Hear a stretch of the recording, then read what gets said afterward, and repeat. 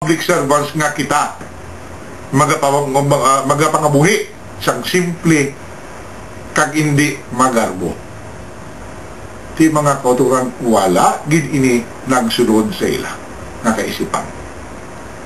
Ti mamudlay pa sini kay ginabasol ang media. Daw demonyo kuno ang media.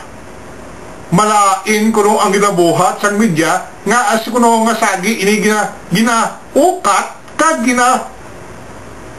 padako kuno kay tinayapon mo lang sila. Ti ko ano kon 1 milyon, ano kon 750,000 hindi man inabuwis gikan sa tao. Ti lain na niya suglanon way patakabalo kung matuod na. Pero maski na mga kauturan, hindi iya ang media ang may sala dire.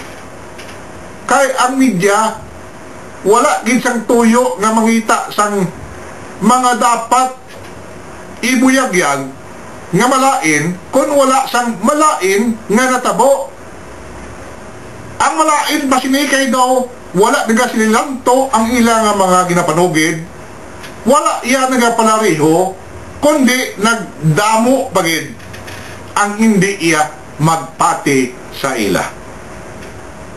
So tandaan naton ini mga kauturan, mga buhaha nga mga opisyal naton, wala nagaulikid, wala sila iya pagkabalaka, wala sila iya pagsimpatiya sa kahimtangan diri sa pungsod Pilipinas na lapnagon ang kapigaduhon, lapnagon ang kaimulon, lapnagon ang kagutom, lapnagon ang sakit.